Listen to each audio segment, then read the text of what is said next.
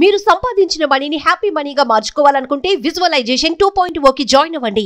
మన cost system అనేది మనం కులాన్ని చెప్పుకొని మనల్ని మనం పరిచయం చేసుకోవాల్సిన పరిస్థితుల్లో మనం ఉన్నామా? మా ఒపీనియన్ ఏంటంటే కులం ఉండాలి. కులం అనేది ఏంటంటే నేను చేసే వృత్తి నా కులం అంతే. నేను డాక్టర్ని, ఓ కమ్మ డాక్టర్ దగ్గర పోయి నా కొడుకుని బిడ్డనిస్తామంటే చెప్పు తీసుకొని కొడతాను. సమానత్వం కోసం రిజర్వేషన్లు క్రియేట్ చేయడం జరిగింది మన రాజ్యాంగంలో. అది కూడా కొన్ని సంవత్సరాల్లోనే పర్టికులర్గా ఒక టైం పెట్టి ఈ లోపు మొత్తం అంతా సమానంగా అయ్యే వరకు మాత్రమే దీన్ని చూడండి అని. రిజర్వేషన్ అనేది సాటిస్ఫాక్షన్ కాదు, మోసం. కేవలం రిజర్వేషన్ వల్లనే క్యాస్ట్ సిస్టమ్ అనేది ఎక్కువగా ఉంటుందంటారా? ఒక్క నిమిషం అండి, జస్ట్ మినిట్. అసలు క్యాస్ట్ సిస్టమే అవసరం లేదు. సమాజంలో మనకి మనం చెప్పుకొని మన రెప్యుటేషన్ పెంచుకోవడానికి దాన్ని యాడ్ ఆన్ చేస్తున్నాం తప్ప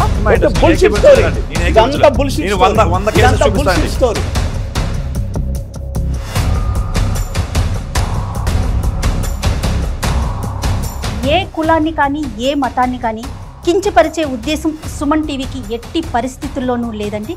కేవలం మన వ్యవస్థలో ఉన్న తీరుతెన్నులని ఒక్కసారి మీడియా పరంగా మీ అందరికీ చూపించే ఈ ప్రయత్నమే బిగ్ డిబేట్ విత్ జయ.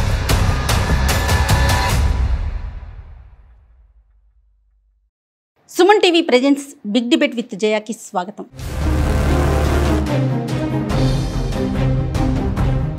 ఈరోజు చాలా సెన్సిటివ్ విషయాన్ని ఈ బిగ్ డిబేట్లో డిస్కస్ చేయబోతున్నామండి. అదేంటంటే క్యాస్ట్ సిస్టమ్. మనం అవునన్నా కాదన్నా సమాజంలో ఈ ఫీలింగ్ మాత్రం ఉంది, సమాజంలో ఉన్న వ్యక్తుల్లో ఉంది. అసలు కులరహిత సమాజాన్ని మనం ఊహించుకోగలుగుతామా? అది తీసుకురాగలుగుతామా? పోనీ కులంతో ఉన్న సమాజం వలన నిజంగా సమాజంలో ఉన్న వ్యక్తులకి మేలు జరుగుతుందా, చెడు జరుగుతుందా? దీన్ని నిర్మూలించాల్సిన బాధ్యత ఉందా? ఇలాంటి విషయాలన్నీ ఈరోజు బిగ్ డిబేట్ విత్ జయాలో డిస్కస్ చేయబోతున్నాం. నాతో పాటు చాలామంది ప్రముఖులు ఈ డిస్కషన్లో పార్టిసిపేట్ చేయబోతున్నారు. అందరికీ welcome to big debate with Jaya. నమస్తే అండి. నమస్తే. మువ్వా గారు, ఫస్ట్ మీతోనే స్టార్ట్ చేయబోతున్నాను. ఇంతకుముందు నేను చెప్పినట్లుగానే కులరహిత సమాజం అనేది అవసరం ఉందా? అసలు ముందు కులం గురించి మాట్లాడుకుందాం. ఎలా మనలోకి మన మీదకి వచ్చేసింది?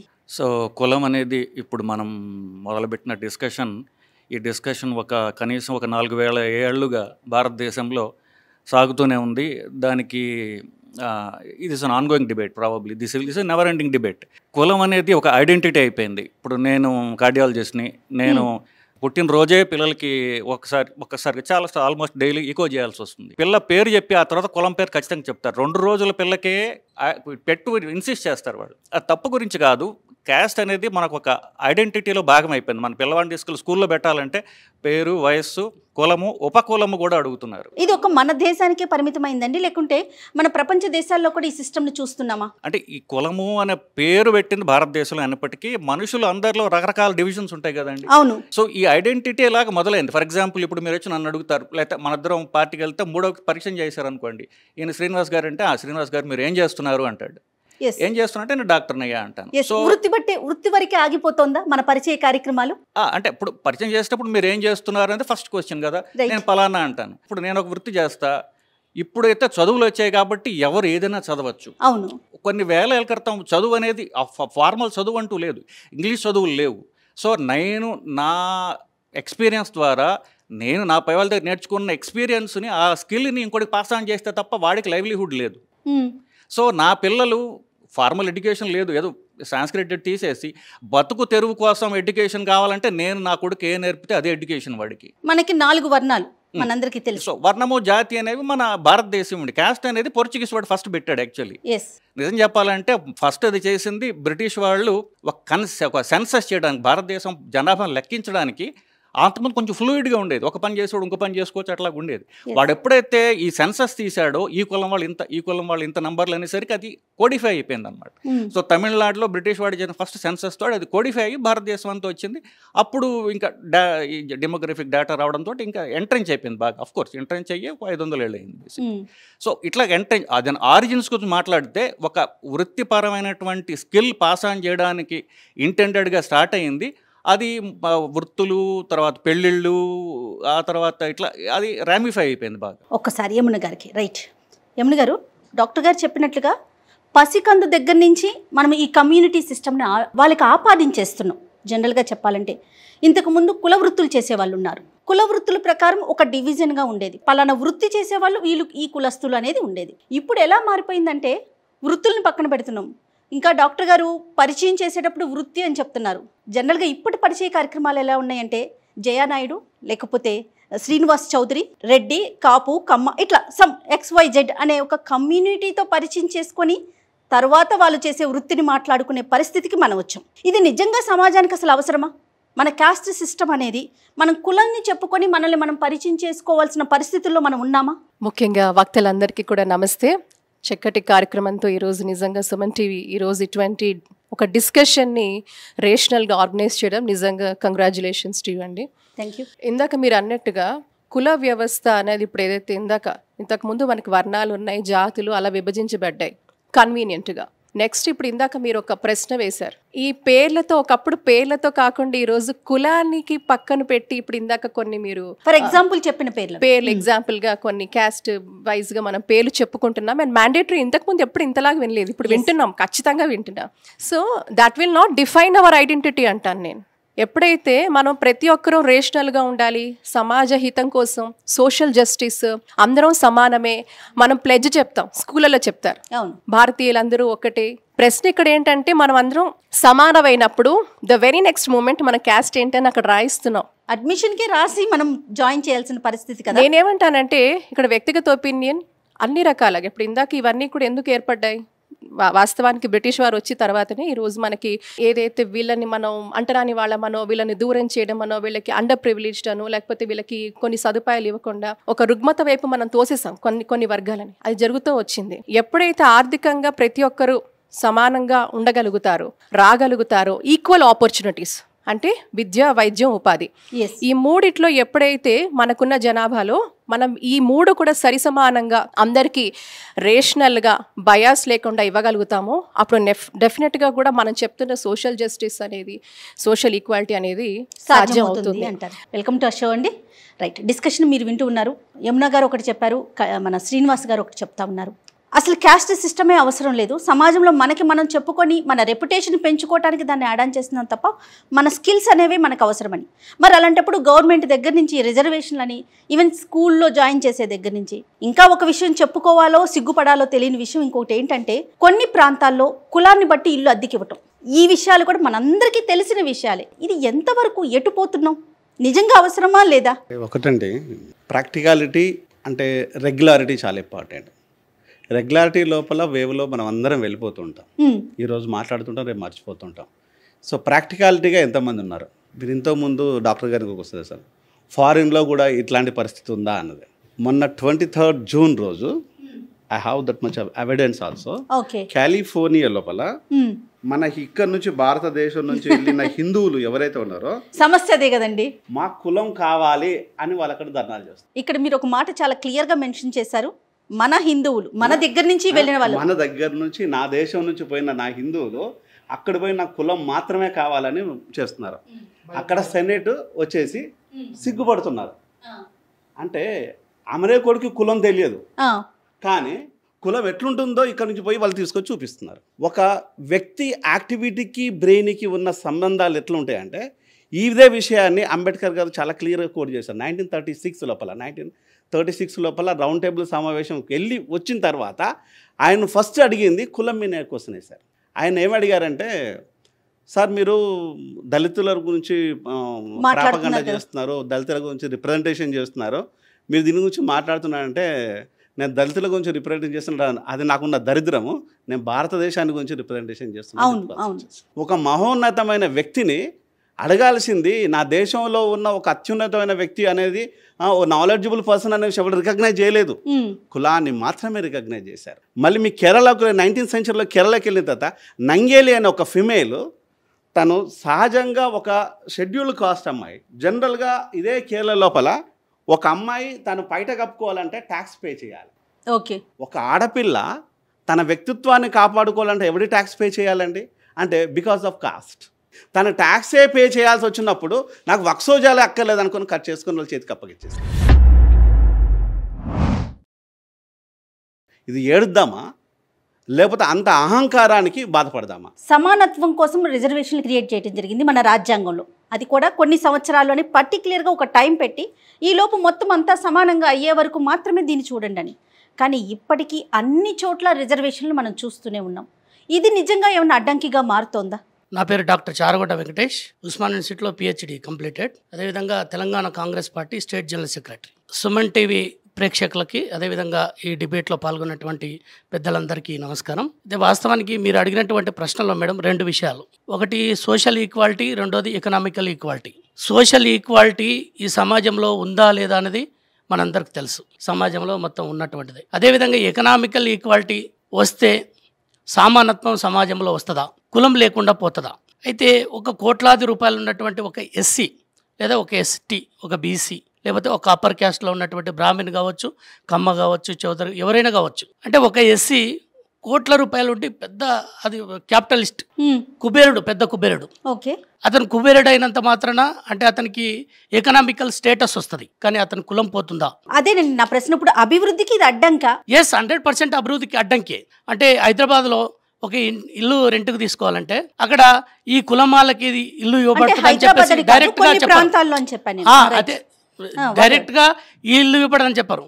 ఓన్లీ వెజిటేరియన్స్ అని రాస్తారు. అంటే నాన్ వెజిటేరియను అని అంటే వాళ్ళ దృష్టి ఏంటంటే, వాళ్ళ దృష్టికోణం ఏంటంటే ఇక్కడ ఓన్లీ బ్రాహ్మణ్స్కే ఇవ్వబడును. ఇక్కడ చాలామంది అప్పర్ క్యాస్ట్లో కూడా చాలా గొప్ప వాళ్ళు ఉన్నారు. ఉదాహరణకు ఒక చిన్న ఇన్సిడెంట్ చెప్తాను నేను. అంటే చాలామందికి సమాజం మన సుమన్ టీవీ ద్వారా మెసేజ్ వెళ్ళాలని చెప్పేసి చెప్తా ఉన్నా. ఎందుకోసం అంటే చారకొండ విలేజ్లో ఒక రెడ్డి, రామరెడ్డి గారని అనే చాలా గొప్ప మానవతమైనటువంటి గాంధేయవాది. తను ఎస్సీ మాదిగ కులానికి సంబంధించినటువంటి వాళ్ళను, ఒక 3 అబ్బాయిలను, ఒక అమ్మాయిని, 4 తీసుకొని ఇంట్లో పెట్టుకొని విష్ణు, ఈశ్వర, బ్రహ్మ అనే 3 పేరు పెట్టుకొని తనకు ఆమె ఎవరైతే లేడీ ఉంటుందో ఆమెను తీసుకెళ్ళి ఆమెను కూడా ఇంట్లో పెట్టుకొని వాళ్ళందరినీ చదివించి, ఇంట్లో పెట్టుకొని చదివించి వాళ్ళను ఉద్యోగస్తులను చేసి, మళ్ళీ వాళ్ళకి ఎవరైతే ఆ లేడీ ఉందో ఆమెను బాగా చదివించి ఆమె కూడా ఉద్యోగం తెప్పించేటట్టుగా చదివించి ఒక మంచి ఆఫీసర్కి ఇచ్చి తానే పెళ్లి చేశాడు, తన ఇంట్లో పెట్టుకొని. ఈ రోజులలో కూడా అట్లాంటి వాళ్ళని ఆదర్శంగా తీసుకొని ఈరోజు కాలేజెస్లో అంటే చదువుకుంటున్నటువంటి వాళ్ళు కానీ, జాబులు చేస్తున్నటువంటి వాళ్ళు కానీ, కార్పొరేట్ వ్యవస్థలో పనిచేస్తున్నటువంటి వాళ్ళకి కూడా చాలామందికి అంటే ఈ క్యాస్ట్ కింది స్థాయి గ్రౌండ్ లెవెల్లో, రూట్ లెవెల్లో ఎట్లా ఉంటుందని తెలియదు. కానీ అనుకోకుండానే వాళ్ళ లోపల క్యాస్ట్ ఇంజెక్ట్ అయిపోతుంది. కాబట్టి నిర్మూలించాల్సిన అవసరం ఉంది. 100% నిర్మూలించాల్సిందే. రైట్ బోస్ గారు. పెద్దలు మాట్లాడినప్పుడు చాలామంది ఓన్లీ భారతదేశంలో కులం ఉంది, ఇంకెక్కడా లేదు అని దానికి నేను ఏకీభవించట్లేదు. ఎందుకంటే ఓన్లీ భారతదేశంలో ఒక పేరు అని కులం పిలుస్తున్నాం, వేరే చోట ఇంకొక వర్ణంగా పిలుస్తున్నాం. నల్లోళ్ళు, తెల్లోళ్ళు అంటాం. అక్కడ ఇండియాలో ఉందండి, లేదు. అక్కడ అదొక రకమైన కులం, అంతే తప్పితే ఎక్కడా లేదు అనడానికి మాత్రం నేను ఏకీభవించాను. ఎందుకంటే నేను కూడా ఒక 15 కంట్రీస్ తిరిగాను. అక్కడున్న తెగలు ఉన్నారు, ఒకప్పటి నుంచి ఉండే వాళ్ళ పేర్లు, వాళ్ళ కులాలు అన్నీ ఉన్నారు. లేదని మాత్రం ఏకీభవించాను. ఎందుకంటే తక్కువ చేయదు భారతదేశం అనేది నా ఉద్దేశం. మన దగ్గరే ఉంది, మనం తక్కువ ఉన్నాము, మనమే చెడ్డగా. No, every country in the world have this system. ఇప్పుడు ప్రస్తుత సమాజం గురించి మనం మా ఒపీనియన్ ఏంటంటే కులం ఉండాలి. ఎందుకంటే మన దగ్గర ఇంకా టెక్నాలజీ రాలేదు. కులం అనేది ఏంటంటే నేను చేసే వృత్తి నా కులం, అంతే. నేను చేసే వృత్తినే నా కులం అంటారు ఒకప్పుడు. ఆ వృత్తి మారినప్పుడు వేరే దాన్ని ఇంకో కులం కింద మార్చుకోవచ్చు. దాన్నే మనం కులాన్ని వేరేగా ఎలా చేస్తున్నామంటే white card, pink card, ration card కింద మార్చేసాం మెల్లిగా. కానీ అది సక్సెస్ఫుల్గా మనం ఇంప్లిమెంట్ చేయలేకపోయాం భారతదేశ సమాజంలో. అంటే కులం అనేది నా యొక్క ఎకనామిక్ స్టేటస్ని తెలుసుకోవడానికి మాత్రమే క్రియేట్ చేయబడిన ఒక వ్యవస్థ ఇండియాలో. అంబేద్కర్ గారు రాజ్యాంగం రాసేటప్పుడు బాబు సమాజంలో ఇందాక అన్నట్టు మన సోషల్ స్టేటస్ని లేదా మన ఎకనామిక్ స్టేటస్ని రెండింటిని రూపుమాపడం, అంటే అందరూ ఈక్వల్గా తీసుకోవడానికి ఏం చేయాలని ఆలోచించినప్పుడు అసలు మన ఇండియాలో మంగళవాళ్ళు ఎంతమంది ఉన్నారు, లేకపోతే ఎస్టీలు, ఎస్టీ అంటే ఏంటి షెడ్యూల్డ్ ట్రైబ్స్, ఎస్సీలు అంటే ఏంటి షెడ్యూల్డ్ క్యాస్ట్, ఓసీలు అంటే ఏంటి అదర్ క్యాస్ట్. అంటే ఓసీ అంటే గొప్పవాళ్ళు కాదు, వాళ్ళు ఓసీలు అంటే బాగా డబ్బు అంటే కొంచెం వీళ్ళు బతకగలరు, వీళ్ళకి మనమేమి గవర్నమెంట్ నుంచి సపోర్ట్ చేయక్కర్లేదు కాబట్టి వీళ్ళు బతుకుతారు, సో వాళ్ళని ఓసీలు వేసేయండి. ఎస్సీలు అంటే మంగళలో లేకపోతే వీళ్ళందరికీ ఏంటంటే మనం గవర్నమెంట్ నుంచి కొంత సపోర్ట్ ఇవ్వాలి కాబట్టి వీళ్ళని బీసీలు వేయండి. తర్వాత ఎస్సీలు కానీ బీసీలు కానీ. ఎస్టీలు అంటే షెడ్యూల్డ్ ట్రైబ్స్, అడవుల్లో ఉండి దుంపలు తినే వాళ్ళకి వీళ్ళకి హయ్యెస్ట్ సపోర్ట్ ఇవ్వాలి గవర్నమెంట్, కాబట్టి వీళ్ళని ఎస్టీలో వేయండి, షెడ్యూల్డ్ ట్రైబ్స్ వేయండి అనే ఉద్దేశంతో కులాన్ని ఒక రాజ్యాంగంలో పెట్టారు మన అంబేద్కర్ గారు. అది బేస్, అంతే. దీనికి 100 సైన్స్లు లాజిక్లు ఏం లేదు. ఇది ఉండటం వల్ల సమాజానికి ఏ విధమైన అడ్డంకి కాదు అంటారా? అడ్డంకి అంటారా? అడ్డంకి కాదు. ఎందుకంటే ఈ రోజు డేట్లో మీరు ఐటీ రిటర్న్ ఫైల్ చేస్తున్నారు, నేను ఐటీ రిటర్న్ ఫైల్ చేస్తున్నారు. పల్లెటూరులో ఎవరికి ఎలా చెప్తారండి మీరు వాళ్ళకి ఎకనామికల్లీ కరెక్ట్గా ఉన్నారని? మీరు వాళ్ళు తక్కువ డబ్బులు ఉన్నాయా, లేదా 10 లక్షలు దాటి సంపాదిస్తున్నారా, 50 లక్షలు దాటి సంపాదిస్తున్నారు? మీరు ఈరోజు ఏ బేస్ మీద చెప్పగలరు? యమున గారు ఒకసారి అసలు కులం అనేది ప్రస్తుత కాలంలో మనకు అడ్డంకి కాదు అనేది బోసు గారి ఒపీనియన్. లేదండి, డెఫినెట్గా అడ్డంకి అని నేను అంటాను. ఎలాంటి విషయాలకు అంటారు? ఎన్నో విషయాల్లో మీకు ఇప్పటికీ కూడా ఇంకా సమాజంలో ఒక ఇన్ఈక్వాలిటీ ఉంటుంది అంటే కులం అడ్డుగా ఉంటుంది డెఫినెట్గా. ఇప్పుడు మన అప్పట్లో మనం రాజ్యాంగం చేసినప్పుడు ఇప్పుడు ఏదైతే ఎస్సీ ఎస్టీ వాళ్ళ వృత్తులను బట్టి అని చెప్పారు, వృత్తులు బట్టి అప్పుడున్న దీని క్లాసిఫికేషన్లో మనము వాళ్ళ ఆర్థిక స్థితిగతుల మీద సామాజికంగా కూడా వాళ్ళకి జరిగిన జస్టిస్ కావాలనేది మనం ఇలా ఏర్పరచుకోవడం జరిగింది. బట్ ఈరోజు మీరు ఓసీస్ గురించి మాట్లాడితే ఓసీలలో కూడా ఎకనామికలీ వీకర్ సెక్షన్స్ అధికంగా ఉన్నారు. మరి అంటే ఈరోజు మనం సోషల్ జస్టిస్ అని మాట్లాడుతున్నప్పుడు కేవలం ఎస్సీ ఎస్టీ ఓబీసీఏ కాదు, ఓసీలలో కూడా ఈరోజు చాలా దయనీయమైన పరిస్థితుల్లో చాలా అందులో ఉన్న వివిధ వర్గాల వాళ్ళు ఎకనామికలీ ఆర్థికంగా కృంగిపోయిన వాళ్ళు, చితికిపోయిన వాళ్ళు చాలా మంది ఉన్నారు. సో ఒక బేసన్లో మనం చూడాల్సింది ఏంటంటే, మనం ఇందాక డెవలప్మెంట్ అంటున్నాం, ఆధునికత అంటున్నాం, ఇవన్నీ చెప్తున్నా ఆధునికత అనేది మన పోకడలు అంటే బాహ్య రకంగా ఉన్న పోకడలతో ఆధునికత కాదు. మన మెంటల్ మెచ్యూరిటీ, మన థాట్ ప్రాసెస్, ఇందులో మనం అడ్వాన్స్డ్గా ఉన్నామా, రిఫైన్డ్గా ఉన్నామా? ఇప్పటికీ అంటాను నేను, విద్య, వైద్యం, ఉపాధి ఎప్పుడైతే ఈ 3 చాలా స్ట్రాంగ్ పిల్లర్స్ అండి, అందరికీ కూడా మనం ఎవరైనా ఇర్రెస్పెక్టివ్ ఆఫ్ ఎనీ, ఇప్పుడు మనం చెప్పుకోబడుతున్న ఏదైనా క్యాస్ట్ ఉందనుకోండి, ఈరోజు నిజంగా క్యాస్ట్ అనేది నిర్మూలిస్తే ఫస్ట్ పర్సన్ నేను ఉంటాను, నేను తీసేయడానికి. మీరు అఫీషియల్గా తీసేయండి. విద్య, వైద్యం, ఉపాధి అందరికీ సరిసమానంగా ఇవ్వండి. ఆ ఒక థాట్ ప్రాసెస్ ఇది అసాధ్యం. నేనంటే ప్రతిదీ ఒక ఆలోచనతోనే స్టార్ట్ అవుతుంది. సామాన్యమైన ఫ్యామిలీలో మనకి సంబంధం లేని ఒక అమ్మాయిని మనం తెచ్చుకుంటే, ఒక అబ్బాయిని పోని అమ్మాయిని కానీ అబ్బాయిని కానీ మన ఫ్యామిలీలోకి ఇన్వైట్ చేయడానికి సరే ఈ జనరేషన్ రెడీగా ఉంది, ఇంతకు ముందు ఉన్న జనరేషన్ రెడీగా ఉందా? ఎందుకు లేదంటే మేడం, వాళ్ళ యాక్సెప్టెన్సీ ఉంటుందంటారా? జనరేషన్ అంటే మీరు నథింగ్ బట్ ఒక 10 నుంచి 50 సంవత్సరాలు కదా. 1950s ఎప్పుడైతే మన అంబేద్కర్ పెట్టారు రిజర్వేషన్లో, ఆయనలో ఒక చిన్న క్లాస్ యాడ్ చేసి ఉంటే ఈ పార్టీకి మనం డిస్కస్ చేసేవాళ్ళం. ఏం క్లాస్ అంటే, ఎవరైతే రిజర్వేషన్ తీసుకున్నారో వాళ్ళు no more BC, no more SC, no more ST, వాళ్ళు ఓసీ కింద పరిగణిస్తారు అని పెట్టుంటే ఎంతమంది అయితే రిజర్వేషన్ తీసుకున్నారో వాళ్ళందరూ ఓసీలో అయిపోయేవాళ్ళు. ఇప్పుడు వాళ్ళకి ఇంకా కులం అనే మైండ్ సెట్ వచ్చేది కాదు. కేవలం రిజర్వేషన్ వల్లనే క్యాస్ట్ సిస్టమ్ అనేది ఎక్కువగా ఉంటుంది. రియాలిటీ వేరు, అజంప్షన్స్ వేరు. అజంప్షన్స్ చాలా చెప్తాం. అంబేద్కర్ గారికి ఆ రోజు తెలియకపోవడం కాదు, అంబేద్కర్ గారికి ఈరోజు ఏం తెలిసిందన్నా కూడా డిప్రెస్డ్ కాస్ట్ సప్రెస్డ్ అని ఒక బుక్ చదివితే తెలుస్తుంది. ఇంకొక 1000 సంవత్సరాలకు కూడా కులం ఉంటుందని రాశాడు ఆయన. ఉంటుంది ఇంకొక 1000 సంవత్సరాలకు కూడా. అంటే ఇప్పుడు ఆ రోజు కూడా అంబేద్కర్ గారు ఏం రాశారంటే, ఎప్పుడైతే మనం కులాలు అయితే ఉన్నాయో, ఇక్కడ ఉన్న చౌదరీస్ నార్త్కు పోతే బీసీలు అవుతారు, ఇదే చౌదరీస్ నార్త్లోకి పోతే జైపూర్ ఎక్సెట్రా ఎక్సెట్రా హర్యానా పోతే బీసీలు అవుతారు, ఇక్కడ ఉన్న రెడ్డిస్ కర్ణాటకలో బీసీలు. మరి ఈ డిసిషన్స్ తీసుకోవడంలో ఎక్కడ ప్రాబ్లం వచ్చింది? ప్రాక్టికాలిటీ చాలా వేరు. రిజర్వేషన్ ప్రకారం కనుక వెళ్తే క్యాస్ట్ సిస్టమ్ ఉన్నా కూడా ఇబ్బంది లేదు. ఒకటి అది దాంట్లో అంబేద్కర్ గారు ఏం చేస్తుందంటే, reservations it is returned by only for social justice, not ఎకనామికల్గా ఉండే ఏ ఒక్క వ్యక్తి కూడా ఆ కులం మాత్రమే తోని పిలువబడతాడు. తప్పితే ఈరోజు మీడియా అనుకునే, ఈరోజు క్రీమ్ మీడియా అనుకునే మీడియా ఈరోజు ఏం మాట్లాడుతుంది అంటే, ఒక ఐఏఎస్ మాట్లాడితే దళిత ఐఏఎస్ మాట్లాడిండు, దళిత ఐపీఎస్ మాట్లాడిండు.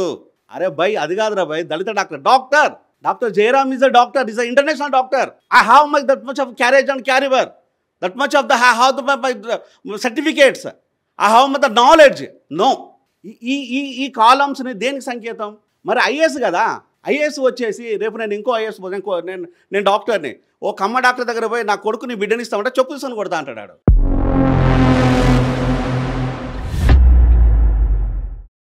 అడగలమా? మరి నేను డాక్టర్ని కదా, it's equal to the doctors.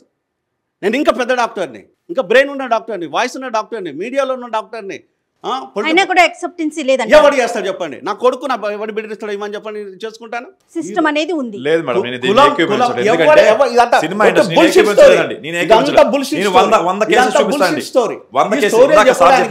అందుకోసమే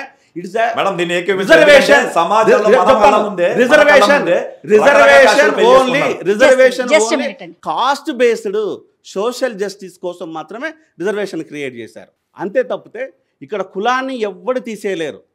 కులాన్ని తీసేయడానికి ఎవరికి ఇష్టం లేదు. రాజ్యాంగం రాసేటప్పుడు డిస్కషన్ పేపర్స్ ఉంటాయండి, మీరు చదవండి. నాకు ఏం పెట్టాలి, క్లాస్ లో ఏమని రాయాలని మీకు కొన్ని పేపర్స్ ఉంటాయి. అంటే ఇది క్లాస్ ఎవిడెన్స్ రూల్ ఉంటుంది. స్టోరీలు వద్దు, నాకు ఎవిడెన్స్ కావాలి, సైంటిఫిక్ ఎవిడెన్స్ కావాలి. ఒకవేళ కనుక ఇదే కనుక మొన్నడితే ఒక ముఖ్యమంత్రి, ఒక రాష్ట్రానికి ముఖ్యమంత్రి ఇంకొక కులమే లేదనుకున్న, ఒక కులమే లేదు దేవుడు మాత్రమే ఉన్న ఒక వ్యక్తికి పోయి పాదామి నమస్కారం చేసిండు. మళ్ళీ ఈయనే వచ్చేసి ఇక్కడ ఏం చెప్తుండంటే డెఫినెట్గా కులమే ఉంటుందని చెప్తున్నాడు. కులాన్ని ఎవడు మార్చలేదని చెప్తున్నాడు. కులం ఉండాలని చెప్తున్నాడు. కులంతోనే బాగుపడదని చెప్తుండు. ఇంకొక శ్రీరామ్ అనే ఒక ఎంపీ కులాన్ని మాత్రమే ప్రస్తావిస్తాడు. Is a parliamentary person. అంటే కులం ఎక్కడ పోయింది? కులం ఎక్కడ పోదు, మిమ్మల్ని వెంటాడుతూనే ఉంటుంది. ఇంకో కొంచెం ముందు పోతే వేటాడుతుంది. కులం చేత వేటాడబడిన వాళ్ళు చాలామంది ఉన్నారు. వెంటాడడం అనేది వేటాడబడిన వాళ్ళు ఇది రాజుల కాలం నాటి భాష మాట్లాడుతూ లేదా రాజుల నాటి ఇదే హైదరాబాద్ లో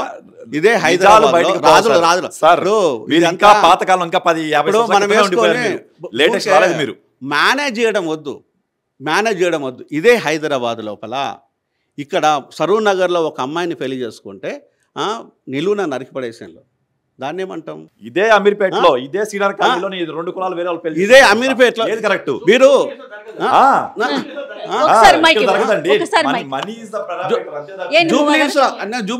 రిజర్వేషన్ ఎంత అవసరం, ఎంత ఇస్తున్నారు అనే విషయాన్ని పక్కన పెడితే రిజర్వేషన్ల వల్ల క్యాస్ట్ సిస్టమ్ అనేది ఇంకొంచెం మాట్లాడుకోవటానికి అవకాశాన్ని క్రియేట్ చేస్తుందా? అదే చెప్తున్నా కదా. ఇప్పుడు ఈడబ్ల్యూఎస్ అన్న రిజర్వేషన్, దాన్ని రిజర్వేషన్ అందామా క్యాస్ట్ అందామా?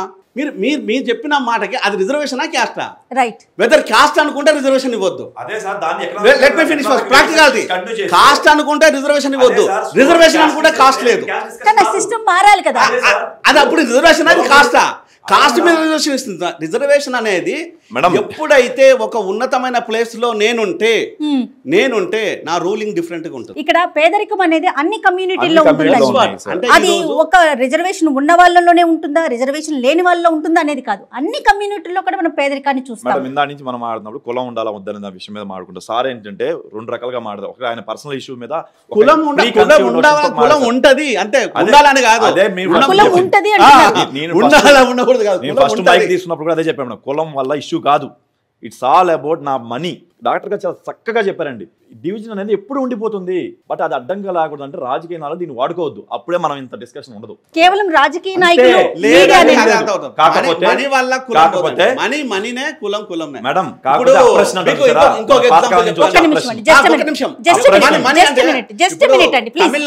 తమిళనాడులో హీరో విజయ్ కి మనీ లేదా అండి? విక్రమ్ కు మనీ లేదా? వాళ్ళ కులాలను వాళ్ళ వేటాడతలేదా? విక్రమ్ దగ్గర మనీ దగ్గర ఇంకో దగ్గర లేదా? విక్రమ్ దగ్గర చాలా మనీ ఉంది కదా.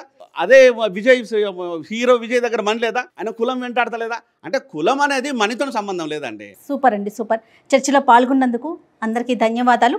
అయితే మరీ ముఖ్యంగా ప్రేక్షకులకి ఒక చిన్న మనవి ఏంటంటే, ఏ కులాన్ని కానీ ఏ మతాన్ని కానీ కించపరిచే ఉద్దేశం సుమన్ టీవీకి ఎట్టి పరిస్థితుల్లోనూ లేదండి. కేవలం మన వ్యవస్థలో ఉన్న తీరుతెన్నులని ఒక్కసారి మీడియా పరంగా మీ అందరికీ చూపించే ఈ ప్రయత్నమే big debate with Jaya. Thank you so much. నమస్తే అండి.